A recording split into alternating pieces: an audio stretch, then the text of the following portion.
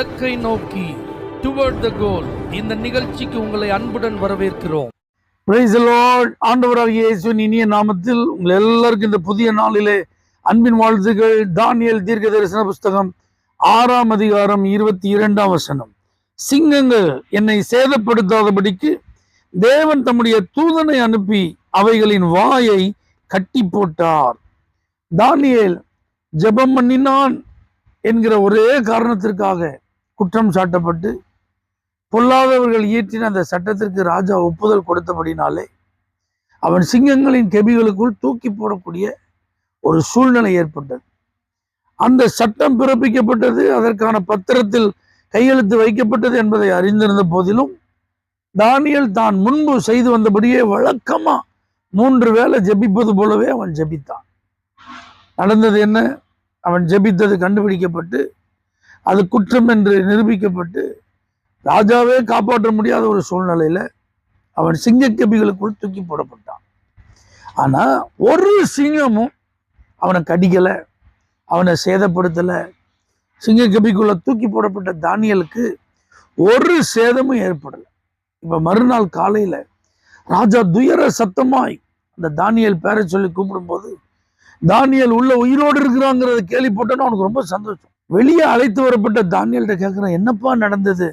அப்பதான் தானியேல் இந்த வார்த்தையை சொல்றாரு, சிங்கங்கள் என்னை சேதப்படுத்தாதபடிக்கு அதனுடைய வாயை கர்த்தர் தம்முடைய தூதனை அனுப்பி கட்டி போட்டார். தெய்வ பிள்ளைகளை, நீங்க சேதம் அடையக்கூடாது, நீங்க பாதிக்கப்படக்கூடாது, உங்களுக்கு எந்த ஆபத்தும் நேரிடக்கூடாது, மரண கண்ணியில நீங்க சிக்கிடக்கூடாது, உங்களுடைய ஜீவன் தப்ப வேண்டும். இதெல்லாம் கர்த்தர் ரொம்ப அக்கறையா இருக்கிறாருங்க, ரொம்ப கரிசனையா இருக்கிறார். யாராலுமே காப்பாற்ற முடியாத சூழ்நிலை தானியேலுக்கு ஏற்பட்டது. ராஜா அவனை நேசித்தது உண்மை, ஆனா ராஜா கூட அந்த நாட்டுக்கே அவன் ராஜாவா எல்லா சட்டத்தையும் ஏற்றுக்கிறவனா அதிகாரம் உள்ளவனா இருந்த கூட அவனால கூட காப்பாற்ற முடியலங்க. ஆனா அப்படிப்பட்ட நேரத்துல கர்த்தர் தம்முடைய தூதனை அனுப்பி காப்பாற்றினான். இந்த பூமியில உங்களுக்கு உதவி செய்ய முடியாது யாராலும், உங்களை காப்பாற்ற முடியாது யாராலும், இந்த பிரச்சனையை யாராலும் உங்களுக்கு தீர்த்து வைக்க முடியாது. அவ்வளவுதான், உங்க வாழ்க்கை முடிஞ்சது, உங்க வேலை போச்சு, உங்க தொழில் போச்சு, உங்க பணம் போச்சு, உங்க நகை போச்சு, உங்க இடம் போச்சு. இன்னும் யாரும் ஒன்றும் செய்ய முடியாது. அதெல்லாம் கையெழுத்து போட்டாச்சு, அவ்வளவுதான். பத்திரம் முடிஞ்சிட்டு அவ்வளவுதான், எல்லாம் பேசி முடிச்சாச்சு, அவ்வளவுதான். செட்டில்மெண்ட் முடிச்சாச்சு, அவ்வளவுதான். இனிமே யாரும் மாற்ற முடியாது. ஏன்னா அதிகாரம் அப்படிதான் இருக்கு, சட்டம் அப்படிதான் இருக்கு, சூழ்நிலை அப்படிதான் இருக்கு. எல்லாரும் அவங்களுக்கு தான் சாதகமா இருக்காங்க, உங்களுக்கு ஃபேவரா யாரும் இல்லை. உங்க மேல பரிதாபப்படுறதுக்கு ஆட்கள் இருந்தாலும் உதவி செய்ய முடியாது அவங்களால, யாரிடத்துல இருந்து உதவி கிடைக்காது. அப்படி பரிதாபமான நிலையா, பாதிக்கப்படுவோமோ என்கிற பயம் நிறைந்த சூழ்நிலையா, கவலைப்படாதீங்க.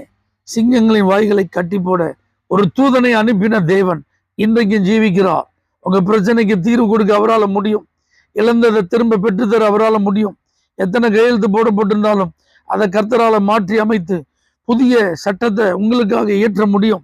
அதிகாரங்களை மாற்றி அமைக்க முடியும். இருதயத்தை ஆண்டவரால மாற்ற முடியும். சூழ்நிலையை ஆண்டவரால மாற்ற முடியும். இயற்கைக்கு அப்பாற்பட்ட கிரியையை ஒரு தூதனை அனுப்பி உங்களுக்காக கர்த்தர் செய்வார். நீங்க அதை நம்புங்க. உங்களை சேதப்படுத்த, உங்களை விழுங்க நினைக்கிற, உங்களை அழிக்க நினைக்கிற மந்திரவாத வல்லமைகள், பில்லி சூனிய ஆவிகள், செய்வினை கட்டுகள், மாந்திரிக கிரியைகள், வன்கண்கள், பொறாமைகள், எரிச்சல்கள், எதுவா இருந்தாலும் எதுவும் உங்களை சேதப்படுத்தாதபடிக்கு கர்த்தர் தம்முடைய தூதன் அனுப்பி உங்களையும் உங்க குடும்பத்தையும் உங்க பிள்ளைகளையும் உங்களுக்கு உண்டான எல்லாவற்றையும் தெய்வாதீனமா பாதுகாப்பார். அற்புதமாக நீங்கள் பாதுகாக்கப்படுவீர்கள். பயப்படாதீங்க. மரண கண்ணிகளுக்கு நீங்கள் தப்புவீர்கள். ஆபத்திற்கு நீங்கள் விலக்கி பாதுகாக்கப்படுவீர்கள். ஆச்சரியமாய் நீங்கள் ஆசீர்வாதங்களை அனுபவிப்பீர்கள். பரலோக தேவனே, தூதனை அனுப்பி சிங்கங்களின் வாய்களை கட்டி போட்டவர், உம்முடைய பிள்ளைகளுக்கு எதிராக இருக்கிற சூழ்நிலைகளை மாற்ற, மனிதர்கள் கரங்களிலிருந்து விடுவிக்க, அதிகாரங்கள் கரங்களிலிருந்து பாதுகாக்க உம்முடைய தூதனை அனுப்புவீராக. இயேசுவின் நாமத்தில் பிதாவே, ஆமென். For prayer contact, Pastor J. J. Kumar, El Shaddai Ministries, 9500252586, Surandai.